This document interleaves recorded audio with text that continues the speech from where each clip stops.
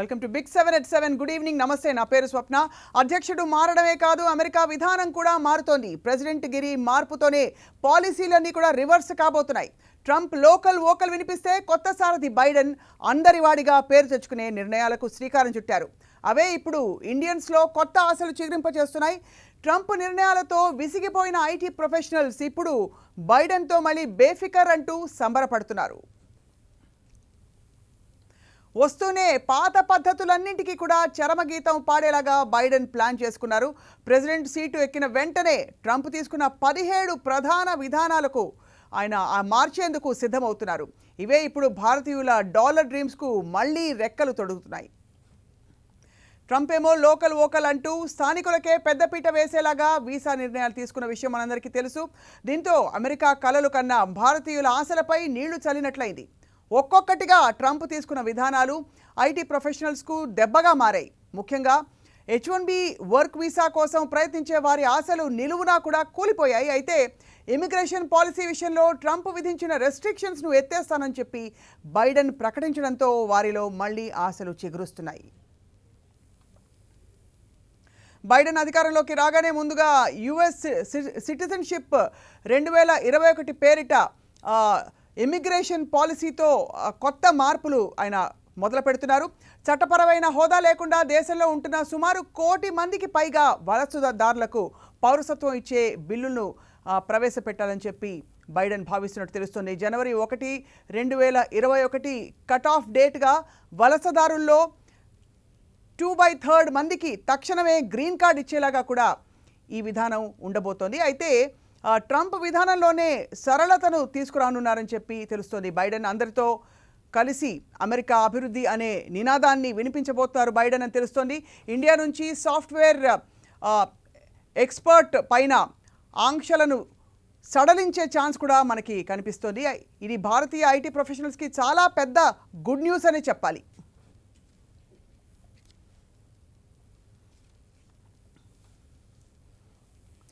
Right, by by Trump అంటూ దాదాపు America మాత్రమే కాదు యావత్ ప్రపంచం కూడా ఒక విధంగా చూస్తే చాలా వరకు ఊపిరి పీల్చుకుంటోంది. అండ్ ఇవాళ బైడెన్ ఈ కొత్త ప్రెసిడెంట్గా 46వ ప్రెసిడెంట్గా అడుగు పెడుతున్న వేళ ఏమేమి జరగబోతున్నాయి, మార్పులు, కీలక నిర్ణయాలు ఏమిటి, భారతదేశానికి ఎలా ఉండబోతోంది అనే అంశంపై ఈరోజు చర్చని కేంద్రీకరించబోతున్నాం. మనతో పాటు ఉన్నారు తానా పూర్వ అధ్యక్షులు అండ్ టీమేడ్ వ్యవస్థాపకులు, ఫౌండర్, మనందరికీ సుపరిచితులు Mohan Nannapaneni garu, joining us from the United States. నమస్కారం మోహన్ గారు. అలాగే సీనియర్ జర్నలిస్ట్, విశ్లేషకులు బండారు శ్రీనివాసరావు గారు ప్రస్తుతం లైవ్లో జాయిన్ అవుతున్నారు ఇక్కడ నుంచే. శ్రీనివాసరావు గారు నమస్కారం సార్, స్వాగతం. రైట్, మొట్టమొదట మోహన్ నన్నపనేని గారు, ఎలా ఉంది సార్ అమెరికాలో వాతావరణం? అమెరికా అంతా మామూలుగానే ఉందండి. ఒకటి కరోనా అలజడి, కాకపోతే క్యాపిటల్ మాత్రం ప్రస్తుతం దిగ్బంధంలో ఉంది. అక్కడ ఏం జరుగుతుంది అనేటువంటి కొద్దిగా ఆదుర్ద. తర్వాత రీసెంట్ గా FBI ఇచ్చిన వార్నింగ్ ప్రకారం దేశంలో ప్రతి చోట్ల అల్లర్లు జరగవచ్చని చెప్పి ఎక్కడికక్కడ జాగ్రత్త పడుతున్నారు. సో అదర్ దాన్ దట్, ఒకవైపు ఎండలు, ఒకవైపు చలి, దేశం అంతా మామూలుగానే ఉంది. రైట్, శ్రీనివాసరావు గారు, దాదాపు ఇవాల్టి ఈ కీలకమైన స్వేరింగ్ ఇన్ సెరమనీ ప్రపంచం అంతా చూస్తోంది. ఇది వాస్తవం అంటారా? అంటే ప్రపంచం అంతా కొంత ఊపిరి పీల్చుకుంటున్న మాట వాస్తవమా? యూరోపియన్ యూనియన్లో అలాగే చాలా ఒక 17 నిర్ణయాలు రివర్స్ అవుతున్నాయి. అందులో భారతదేశం అయితే చాలా ఆశగా, ఆర్థిక ఎదురు చూస్తోంది ఏం నిర్ణయాలు వెలువడబోతున్నాయని చెప్పి. సార్ స్వప్న గారు, మోహన్ గారికి కూడా నా హృదయపూర్వక అభినందనలు, అభివాదాలు. ఒక విషయం ఏంటంటే, ప్రపంచంలో అతి గొప్ప ప్రజాస్వామ్యం, అతి పురాతన ప్రజాస్వామ్యం ఎక్కడంటే మనం పేరు చెప్పేది అమెరికానే. వాస్తవం. అలాంటి అమెరికాలో ఇవాళ ఉన్నటువంటి పరిస్థితులు, జరిగిన కథ, జరుగుతున్న కథ, జరగబోయే కథ, ఇవన్నీ కూడా అత్యంత ఒక రకంగా చెప్పాలంటే విషాదకరంగా పరిణమించినాయి. ఎందుకంటే ప్రజాస్వామ్య ప్రియులందరూ కూడా చాలా బాధపడ్డారు జరుగుతున్న వ్యవహారాలు చూసి. సరే, అది అమెరికా ఆంతరంగిక వ్యవహారం, దాంట్లో మనం ఏం మాట్లాడటానికి వీల్లేదు. కానీ అన్ని ప్రజాస్వామ్య దేశాలకే అది ఆశాదీపం. అలాంటి దేశంలోనే ఇప్పుడు ప్రజాస్వామ్యానికి ఎదురైనటువంటి ఇబ్బందిని చూసినప్పుడు మిగతా ప్రజాస్వామ్య దేశాలు కలవరపడటం మాత్రం సహజం. అది అందువల్లనే ఈ బాధ. అంతకు మించి అదేదో వాళ్ళని విమర్శించాలని కానీ, వాళ్ళ ఆంతరిక వ్యవహారాల్లో మనం వేలు పెట్టాలని కానీ మాట్లాడటం కాదు. ఎన్ని సంవత్సరాలుగా మనం అమెరికా అధ్యక్ష ఎన్నికల్ని ఆసక్తిగా చూస్తున్నామండి. మిగతా అన్ని దేశాలతో పాటే అంటే ఈ ప్రపంచంలో ఇన్ని దేశాలు ఉన్నాయి. ఏ దేశంలో ఒక అధ్యక్ష పదవి గురించి కానీ లేకపోతే అక్కడ ప్రభుత్వాలు మారటం గురించి కానీ అన్ని ప్రపంచ దేశాలు కూడా ఆసక్తిగా ఎదురు చూడటం, ఆసక్తిగా గమనించడం అనేది ఒక అమెరికా విషయం కనబడుతుంది మనకి. రైట్. ఎందుకు అంటే అన్నిటికీ ఎంతో కొంత కొద్దో గొప్ప అమెరికా నుంచి కొంత సాయం కానీ కొంత వ్యవహారం కానీ నడవాల్సిన పరిస్థితులు. కాబట్టి అక్కడ ఏది జరిగినా కూడా ఆ ప్రభావం ఇతర దేశాల మీద తమ మీద పడుతుందని చెప్పి అనుకుంటారు. అందువల్లనే ఈ రకమైనటువంటి ఆసక్తి వచ్చిందని చెప్పి నేను అనుకుంటున్నాను. రైట్. ఇక నేరుగా పాయింట్కి వస్తే మోహన్ గారు, ఒక 4 ఏళ్ల పాటు దాదాపు భారతీయులు అక్కడికి వెళ్ళడానికి ఉంటున్న భారతీయులు కూడా, అక్కడే ఉంటున్న భారతీయులకు కూడా అనేక రకాల ఆంక్షలు ఉన్నట్టు ఒక వాతావరణం ఏర్పడిందని, అంటే ఉంటున్న వాళ్ళు కూడా ఒక విధమైన గిల్ట్ తోటి ఒక భావన కలిగింది, అంటే ట్రంప్ తీసుకుంటున్న నిర్ణయాల వల్ల. ఇప్పుడు కొంత ఆ సడలింపులన్నీ వచ్చాయని అనుకోవచ్చా మోహన్ నన్నపనేని గారు? శ్రీనివాస్ గారు నమస్కారం అండి. ఒకటి మాత్రం నిజం, మీరు చాలా సున్నితంగా చెప్పినా కానీ వాస్తవం చెప్పారు. ప్రపంచం మొత్తానికి ఈ రోజు మనం ఆదర్శంగా ఉండాల్సినటువంటి దేశం అపహాస్యం పాలైంది. సార్ క్షమించాలి సార్ మోహన్ గారు, అయితే అవుట్ గోయింగ్ ప్రెసిడెంట్ ట్రంప్ మాట్లాడుతున్నారు. వారి ప్రత్యక్ష ప్రసారం చూసిన తర్వాత చర్చను కొనసాగిద్దాం సార్. వారు ఏం చెప్తారో విందాం. They could have had a much easier life, but they did a fantastic job. I just want to thank all of you, everyone. I want to thank Mark Meadows, who's here, someplace right there. I want to thank Mark. But it's been something very special. We've accomplished a lot. Our First Lady has been a woman of great grace and beauty and dignity. And so popular with the people, so popular with the people. In fact, honey, would you like to say a few words, please? Being your First Lady was my greatest honor. Thank you for your love and your support. You will be in my thoughts and prayers. God bless you all. God bless your families. And God bless this beautiful nation. Thank you. What else has to be said, right? But what we've done, that's true, honey, great job. What we've done has been amazing by any standard. We rebuilt the United States military. We created a new force called Space Force. That in itself would be a major achievement for a regular administration. We were not a regular administration. We took care of the vets, 91% approval rating. They've never had that before. The vets have given us, the VA, the vets have given us an approval rating like has never been before. We took care of our vets and our beautiful vets. They were very badly treated before we came along. And as you know, we get them great service and we pick up the bill and they can go out and they can see a doctor if they have to wait long periods of time. We got it so that we can sadly get rid of people that don't treat our vets properly. We didn't have any of those rights before when I came on, so our vets are happy, our people are happy, our military is thrilled. We also got tax cuts, the largest tax cut and reform in the history of our country by far. I hope they don't raise your taxes, but if they do, I told you so. And if you look at the regulations, which I consider the regulation cuts to be maybe even more important, that's why we have such good and have had such good job numbers. The job numbers have been absolutely incredible. When we started, had we not been hit by the pandemic, we would have had numbers that would never have been seen. Already our numbers are the best ever. If you look at what happened until February a year ago, our numbers were at a level that nobody had ever seen before. And even now, we really built it twice. We got hit. Nobody blames us for that. The whole world got hit, and then we built it again. And now the stock market is actually substantially higher than it was at its higher point prior to the pandemic. So it's really, you could say we built it twice. And you're going to see incredible numbers start coming in if everything is sort of left alone. Be careful. Very complex. Be careful. But you're going to see some incredible things happening. And remember us when you see these things happening, if you would. Remember us, because I'm looking at elements of our economy that are set to be a rocket ship up. It's a rocket ship up. We have the greatest country in the world. We have the greatest economy in the world. And as bad as the pandemic was, we were hit so hard, just like the entire world was hit so hard. Places that thought they got away with it didn't get away with it. They're suffering right now. We did something that is really considered a medical miracle. They're calling it a miracle, and that was the vaccine. We got the vaccine developed in 9 months instead of 9 years or 5 years or 10 years or a long time. It was supposed to take a long time, many, many years to develop a vaccine. We have 2 out. We have another one coming almost immediately, and it really is a great achievement. So you should start to see really good numbers over the next few months. I think you're going to see those numbers really skyrocket downward. And I can only say this, we have worked hard. We've left it all, as the athletes would say, we've left it all in the field. We don't have to come and say, we'll never say in a month when we're sitting in Florida, we're not going to be looking at each other and saying, you know, if we only worked a little bit harder, you can't work harder. And we had a lot of obstacles, and we went through the obstacles, and we just got 75 million votes, and that's a record in the history of sitting presidents. That's an all-time record by a lot, by many millions in the history of sitting presidents. It's been really just an honor. One of the things we're very, very proud of is the selection of almost 300 federal judges and 3 great Supreme Court justices.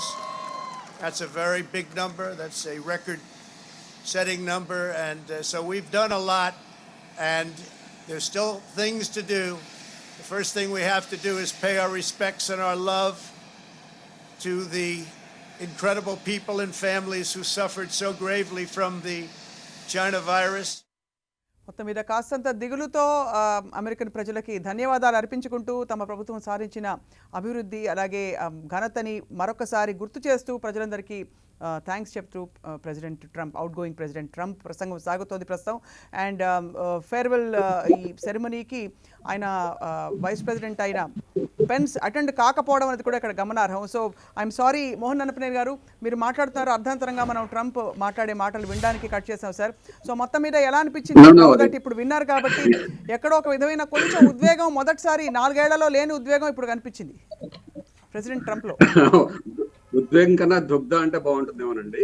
So ఒకటి మాత్రం ఇతను చెప్పిన good bye speech లో ఒకటి మాత్రం got my attention, is the most popular president అని చెప్పుకున్నాడు. That is true.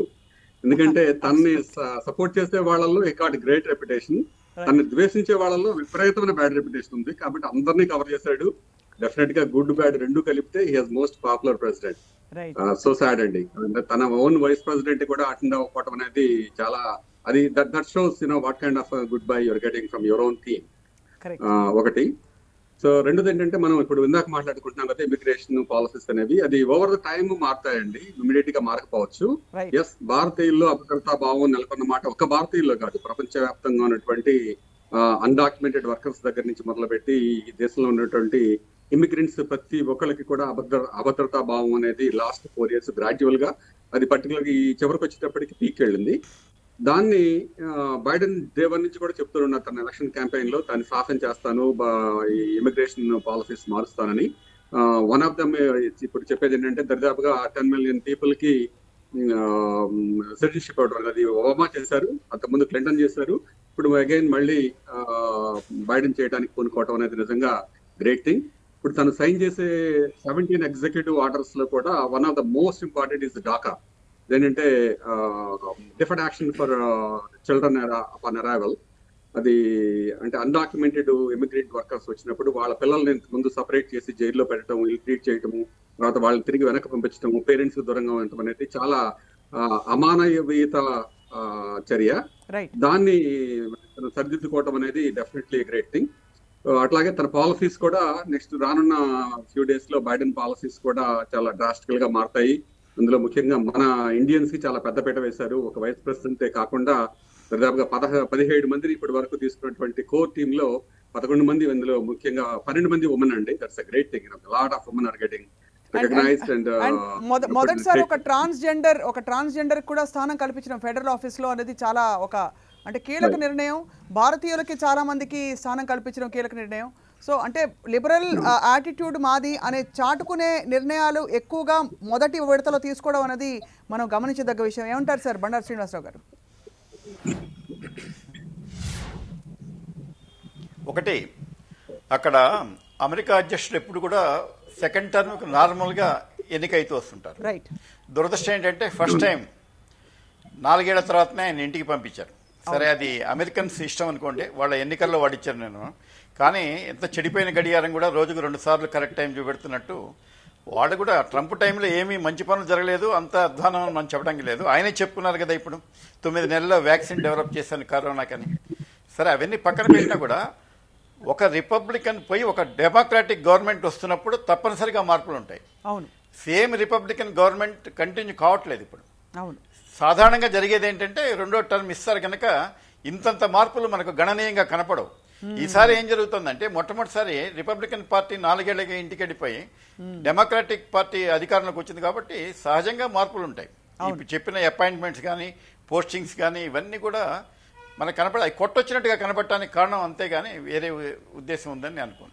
Right sir. And మొదటి నుంచి కూడా అంటే మన భారత సర్కార్కి అక్కడ ట్రంప్ సర్కార్కి కూడా ఒక విధమైన సఖ్యత ఉందని చెప్పి మధ్యలో అనుకూలంగా ఉంటాయి. ఎందుకంటే లోకల్ వోకల్ అనే నినాదాలు మొదలుకొని అనే ఒక భావన కలిగింది మధ్యలో అప్పుడెప్పుడు. అంటే ఒక సుహృద్భావ వాతావరణం, మీకు ఎవరికి వారే యమునా తీరే అయినప్పటికీ మీకు మీరే మాకు మేమే అని. కానీ ఒక మంచి ఇది ఇప్పుడున్న పరిస్థితుల్లో ఈ లిబరల్ పాలసీలు భారతదేశానికి ఎంతవరకు ఉపయోగపడతాయని అనుకోవచ్చు? ఇప్పుడు ఇమిగ్రేషన్ వీసాలు అంటే ప్రత్యేకించి భారతీయులకు మాత్రమే ఉండవు, అన్ని దేశాలకే ఉండొచ్చు. ఎక్కువగా ఇమిగ్రేషన్ జరుగుతున్న అన్ని దేశాల నుంచి. ఏమంటారు సార్ మోహన్ గారు? ఆ తర్వాత శ్రీనివాసరావు గారు సేమ్ ప్రశ్న సార్ మీకు కూడా. మోహన్ గారు, what you feel sir? Okay, అమెరికాకి అంతకన్నా ఎక్కువ అవసరం. ఎందుకంటే ఇప్పుడు మీరు మిడిల్ ఈస్ట్ లో కానీ సౌత్ ఈస్ట్ ఏషియాలో కానీ జరుగుతున్న పరిణామాలు చూస్తే ఒక పక్క చైనాతో అమెరికా ఉన్నటువంటి ఈ టెన్షన్, రెండో పక్క మిడిల్ ఈస్ట్ లో ఉన్నటువంటి అన్రెస్ట్, అది ఆఫ్ఘనిస్తాన్ కానివ్వండి, ఇరాన్ కానివ్వండి, లేకపోతే పాకిస్తాన్ కానివ్వండి, మిగతా కంట్రీస్ లో ఈ రెండింటికి మధ్య ఉన్నటువంటి భారతదేశంతో స్ట్రాటజిక్ పార్ట్నర్షిప్ అనేది అమెరికాకి చాలా అవసరం. ఆ దిశగానే ప్రయత్నాలు జరిగాయి లాస్ట్ 4 years లో. కేవలం భారతదేశం మీద ప్రేమతో కాకపోవచ్చు, ఒక విధంగా మన భారత ప్రభుత్వం ట్రంప్ గవర్నమెంట్ కి క్లోజ్ గా వర్క్ చేయడం ఒకటైతే, రెండోది అమెరికాకు కూడా అవసరం ఉంది కాబట్టి చాలా పాలసీస్ భారతదేశానికి అనుకూలంగా వచ్చాయి. ఇప్పుడు దాన్ని క్యాపిటలైజ్ చేసుకోవాల్సినటువంటి బాధ్యత భారత ప్రభుత్వానికి చాలా ఉంది.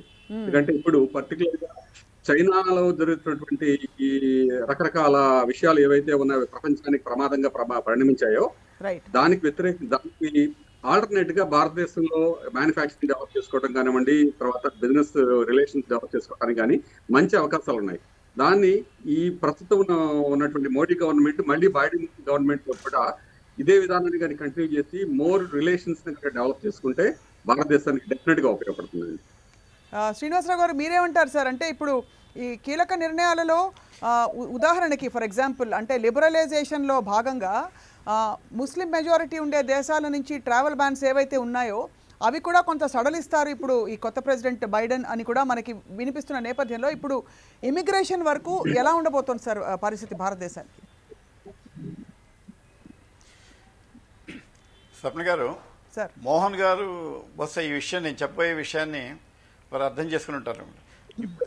అమెరికాలో అండి, అది రిపబ్లికన్ పార్టీ కావచ్చు, డెమోక్రాటిక్ పార్టీ కావచ్చు, వాళ్ళు ప్రభుత్వాలు మారినప్పుడల్లా కొన్ని పాలసీలు వాళ్ళకి సంబంధించిన హెల్త్ విధానాలు, అలాంటి పబ్లిక్ హెల్త్ ఇలాంటి కొన్ని చేస్తారు. కానీ విదేశాంగ విధానం అనేది మాత్రం ఏ పార్టీ అధికారంలోకి వచ్చినా కూడా 90% ఒకే రకంగా ఉంటుంది. వాళ్ళు పెద్ద మార్పులు చేయరని నేను అనుకుంటున్నాను. ఎందుకంటే ఇన్నాళ్ళ బట్టి అమెరికన్ ప్రెసిడెంట్ల వ్యవహారం మనం చూస్తున్నప్పుడు ఒక్కటేంటంటే ఇలాంటివి ఇమ్మిగ్రేషను వ్యవహారాలు వచ్చినప్పుడు మాత్రమే విదేశాలకు దాంతో ఉంటుంది. ఇప్పుడు మన ఎకానమీ మొత్తం కూడా అమెరికన్ ఓరియంటెడ్గా మారిపోయింది గత 10 ఏళ్లలో. అందువల్ల ఏంటంటే అక్కడ ఏ మార్పులు జరిగినా కూడా మన మీద ఏదో సూర్యుడి కాంతి చంద్రుడి మీద పడి అది ప్రతిఫలించినట్టుగా మన మీద ప్రతిఫలిస్తుంది. అలా జరుగుతోంది. కాబట్టి ఏంటంటే అమెరికా గవర్నమెంట్ అక్కడ తీసుకుంటే విధానపరమైన నిర్ణయాలు మనకు కొంత ఎఫెక్ట్ ఇస్తాయి. మన ఎకానమీ మీద కూడా దాని ప్రభావం ఉంటుంది. కాబట్టి తప్పనిసరిగా అక్కడ ఏ గవర్నమెంట్ వస్తుంది, అతను ఎలా, ఆ ప్రెసిడెంట్ ఏ విధంగా ఆలోచిస్తాడు అని చెప్పి మనవాడు కూడా. కానీ ఒక్కటి ఇక్కడ కూడా మన దగ్గర కూడా ఏ గవర్నమెంట్ ఉన్నా కూడా అమెరికాతో అంత రప్చర్ పెట్టుకునే పరిస్థితి ఉండదు. కొన్నాళ్ళ పాటు ఇప్పుడు చూడండి, వాళ్ళు ఇటు వచ్చినా మనం అటు పోయినా కూడా ద్వైపాక్షిక సంబంధాలు మళ్ళీ బ్రహ్మాండంగా పునరుద్ధరించుకుందాం, బాగు చేసుకుందాం, ఎకానమీని దృఢపరచుకుందాం, వాణిజ్య సంబంధాలు మెరుగుపరచుకుందాం అని ఒక కామన్గానే ఉంటుంది. అది ఆ సందేశం, ద్వైపాక్షిక సందేశం అనేది చివరిలో ఇస్తారు సరే కమ్యూనికేవ్, అలానే ఉంటుంది. కాబట్టి అక్కడ పరిస్థితిని బట్టి ఇప్పుడు ఏదో తొందరగా ఇక్కడ అయిపోతుంది అని కానీ కావట్లేదని కానీ మనం భయపడాల్సిన పని లేదండి. ఖచ్చితంగా మంచిగా జరుగుతుందని చెప్పి మనం అనుకుందాం. అంటే స్పెసిఫిక్గా మాట్లాడాలంటే ఇప్పుడు స్థానికులకి పెద్దపీట వేస్తూ స్థానికులకే ప్రయారిటీ ఇవ్వాలి, స్థానికేతరులకి ప్రయారిటీ ఇచ్చే పరిస్థితుల్లో ఇక్కడ చాలా కఠినతరం చేస్తాం, లాస్ కావచ్చు, ట్యాక్సెస్ కావచ్చు, అంటే ఆర్థిక పరంగా మొదలుకొని అన్నీ అని మొదలుపెట్టిన ట్రంప్ ఇప్పుడు బహుశా అవన్నీ సడలింపులు పోయి భారతీయులకి గతంలో ఉండే సమాన అవకాశాలు, అంటే కేవలం ప్రతిభ అక్కడ అవసరం ఆధారంగా ముందు ముందు ఉండబోతుంది అనుకోవచ్చా మోహన్ గారు? అండ్ ఇప్పుడు ప్రస్తుతం ఉండే ఈ 4 years తర్వాత మళ్ళీ అలా పుంజుకుని ఇతర దేశాల నుంచి, భారతదేశం నుంచి మనకి వర్కింగ్ పీపుల్ రావాలంటే ఏ పరిస్థితులు అక్కడ అవసరం పడతాయి సార్? సందేహం లేదు. రైట్. సో బైడెన్ దానికి అనుకూలంగా డే 1 నుంచి చేస్తానని చెప్పారు కాబట్టి దాని గురించి పెద్ద ఆలోచించాల్సిన అవసరం లేదు. కాకపోతే యాజ్ ఎ హోల్ గా మన భారతదేశానికి కానీ మన భారతీయులకు కానీ మొత్తం కంట్రీకి ఉపయోగపడే పాలసీస్ ఏంటనేదండి మనం ఇంపార్టెంట్ గా చూడాలి ఇక్కడ. Right. Trade policies, immigration policies కన్నా trade policies is lot more important అండి. ఎందుకంటే మన భారతదేశానికి ఒక ప్రత్యేకత హోదా ఇవ్వటం అనేది, లేకపోతే మోస్ట్ ప్రిఫర్డ్ కంట్రీ స్టేటస్ అనేది ఇవ్వటం కానివ్వండి, తర్వాత టెక్నాలజీ ట్రాన్స్ఫర్ కానివ్వండి, టెక్నాలజీ ట్రాన్స్ఫర్ లో ఆంక్షలు లేకపోవడం అనేది, అటువంటివి చాలా అవసరం మనకి. ఈ రోజు చూస్తుంటే ఇప్పుడు రీసెంట్ గా హోవాయ్ కంపెనీ మీద లాట్ ఆఫ్ ఆంక్షలు పెట్టారు. సో ఎందుకంటే అది politically aligned with Chinese government, and Chinese government directly supporting cyber warfare, espionage. అట్లాంటప్పుడు దాన్ని కంట్రోల్ చేయాలి అంటే ఆంక్షలు పెడతారు. అటువంటి ఆంక్షలు పెట్టకుండా మన దేశంలో మనం పద్ధతులను జాగ్రత్తగా పాటిస్తూ మంచి ద్వైపాక్షిక సంబంధాలను కనుక మనం మెయింటైన్ చేస్తే దేశానికి ఉపయోగపడుతుంది. అది ఒక ఇమిగ్రేషన్స్ కే కాదండి, దానికి ట్రేడ్ పాలసీస్ వలన వేల మంది రావచ్చు పోవచ్చు, వెనక్కి ఇండియాలో బిజినెస్ డెవలప్ అవ్వచ్చు. ఆ విధంగా మనం ఆర్థికంగా ఇంకా బలంగా అవడానికి అవకాశం ఉంటుంది. కాబట్టి రెండు, అంటే ఒక్క ఇమిగ్రేషన్ మీద కాకుండా trade and economic and atomic policies మీద కూడా మనం కాన్సన్ట్రేట్ చేయాల్సిన అవసరం ఉందని చెప్పి నేను అనుకుంటున్నాను. కానీ ఇక్కడ ఒక విషయం సార్, అంటే ఇద్దరు వ్యక్తులు, అంటే ఒక బేసిక్ కనెక్షన్, కోర్ కనెక్షన్ కుదరాలంటే భారతదేశానికి అమెరికాకి గతంలో ఉదాహరణకి నినాదాలు బాగా వర్కౌట్ అయ్యాయి. అంటే ఇక్కడ కూడా స్థానికత, అలాగే ఒక స్పిరిట్ ఆఫ్ ద కంట్రీ, అలాంటి నినాదాలు ఇక్కడ ఉంది అక్కడ ఉంది. కాబట్టి బహుశా కొంత కనెక్షన్, కోర్ కనెక్షన్ ఉండింది. ఇప్పుడు ఉండే ఈ కొత్త గవర్నమెంట్కి మన గవర్నమెంట్కి ఎటువంటి ఒక కోర్ కనెక్షన్ ఉండే అవకాశం ఉంది సార్? ప్యూర్లీ అది ట్రేడ్ పరంగా, వాణిజ్య పరంగానే ఉంటుందంటారా, లేకపోతే దానికి సెంటిమెంటల్ అండర్ కరెంట్ ఉండదంటారా? ఉదాహరణకి విత్ ద కరెంట్ చేంజ్ ఉంటుందండి. ఎందుకంటే ఇప్పుడు డెమోక్రటిక్ పార్టీలో కూడా లోకల్ నినాదాన్ని సమర్థించే వాళ్ళు లేకపోలేదు. ఎందుకంటే ఇక్కడ కూడా మీరు ట్రేడ్ పాలసీస్ మారిన తర్వాత, చైనాకి మ్యానుఫ్యాక్చరింగ్ వెళ్ళిన తర్వాత దర్దాపుగా ఇక్కడ 8 million people they lost jobs, 5,000 factories completely closed forever. So వాటిని మళ్ళీ తను ఉద్దీపించాల్సినటువంటి అవసరం ఈ గవర్నమెంట్ కూడా ఉంది. అది డెఫినెట్ గా అండర్లయింగ్ అనేది గ్యారంటీగా ఉంటుంది. కాబట్టి దాన్ని ఏది ప్రయారిటైజ్ చేస్తారనేది గవర్నమెంట్ పాలసీస్ ని బట్టి ఆధారపడి ఉంటుంది. అదేంటంటే కేవలం ఈ లోకల్ నినాదాన్ని రెచ్చగొట్టి ఒక జాతి విద్వేషాన్ని రెచ్చగొట్టే విధంగా ట్రంప్ మరీ అగ్రెసివ్ గా ప్రయత్నించడం అనేది మాత్రం ఇక్కడ ఏంటంటే చాలా గ్యాప్ తీసుకొచ్చింది మనుషుల మధ్య. అలా కాకుండా సెటిల్ గా చేయొచ్చు. సెటిల్ గా చేస్తే, అంటే బైడెన్ కి లాట్ ఆఫ్ ఎక్స్పీరియన్స్ ఉంది కాబట్టి డెఫినెట్ గా ఇతను కొద్దిగా సానుకూలం దోడతోనే వ్యవహరిస్తారు. సేమ్ టైం ఏంటంటే మనం కూడా, ఇండియన్ గవర్నమెంట్ కూడా ఇంతకు ముందు ట్రంప్ తో మేము బాగా క్లోజ్ ఉన్నాం కాబట్టి ట్రంప్ పాలసీస్ అనే కాకుండా ఏ గవర్నమెంట్ వచ్చినా కానీ ఇద్దరు మేము కలిసి పనిచేద్దాం అనే ధోరణిలో కనుక వాళ్ళు కొద్దిగా లాబింగ్ చేయగలిగితే దేశానికి ఉపయోగపడుతుంది. Right sir. శ్రీనివాసరావు గారు, ఫైనలీ సార్, ఇప్పుడు ప్రస్తుతం ఉండే ఈ కొత్త మార్పు, కొత్త ప్రెసిడెంట్ రావడంతో భారతదేశంలోని అవకాశాలు, భారతదేశంతో సంబంధాలలో ఉండే అవకాశాలు ఏ విధంగా వాళ్ళకి కనిపిస్తాయని మీ అంచనా సార్? అంటే ఇప్పుడున్న పరిస్థితుల్లో రీసెంట్గా చైనాతో జరిగిన ఒక రిఫ్ట్ తర్వాత ప్రపంచ పటంపై, అలాగే ఇప్పుడున్న కొత్త విధానాలు ఏవైతే ప్రవేశపెట్టబోతున్నారో అందులో భారతదేశం పాత్ర ఎలా ఉండబోతోందని మీ అంచనా సార్? ఖచ్చితంగా సోవియట్ యూనియన్ డిస్మాంటిల్ అయిపోయిన తర్వాత, మరొక దేశంగా చైనా అవతరించిన తర్వాత చైనాతో మన సంబంధాలు అంతంత మాత్రంగా ఉన్న దశలో ఖచ్చితంగా అమెరికా వైపు చూడాల్సిన అవసరం అయితే ఉంది. ఒకటి ఇంకా మీరు ఒక మాట చెప్పారు, స్థానికులు స్థానికేతరులు వ్యవహారాలు ఇవన్నీ అవి ఒక ఎత్తు అండి. ద్వైపాక్షిక సంబంధాలు మోహన్ గారు చెప్పినట్టు ఆ ట్రేడ్ అవన్నీ చాలా ముఖ్యం. మనం అమెరికా మీద ఆధారపడాల్సింది ఏదన్నా ఉంటే అది ఈ ఉద్యోగాలు కాదా, ట్రేడ్ రిలేషన్స్. ఉద్యోగాలు ఏముందండి, ఉద్యోగాలు మన మీద వాళ్ళు ఆధారపడుతున్నారు. యాక్చువల్గా చెప్పాలంటే మన దగ్గర చదువుకున్న వాళ్ళ దగ్గర అంత స్థాయి కలిగిన వాళ్ళు లేక మన వాళ్ళు అక్కడికి పోయి పనిచేస్తున్నారు. వాళ్ళే మనకేమి అక్కడేమి దయాధర్మ భిక్షం నేనైతే అనుకోను. మన వాళ్ళు చాలా తెలియగల వాళ్ళు, తక్కువ వేతనాలకు ఎక్కువ పని చేస్తారు కాబట్టి వాళ్ళు అక్కడ స్ట్రైన్ అవుతున్నారు. అమెరికా కూడా వీళ్ళ మీద ఆధారపడుతుంది. కాబట్టి ఆ విషయంలో నేను కాదు, కానీ ట్రేడ్ రిలేషన్స్, ఈ బ్యాలెన్సెస్, ద్వైపాక్షిక సంబంధాలు, కొన్ని మోస్ట్ ఫేవర్డ్ నేషను, ఇలాంటి విషయాల్లో అక్కడున్న గవర్నమెంట్ తోటి మనకు కాస్త సంబంధ బాంధవ్యాలు బాగా ఉండటం అనేది అవసరం నేను అనుకుంటున్నాను.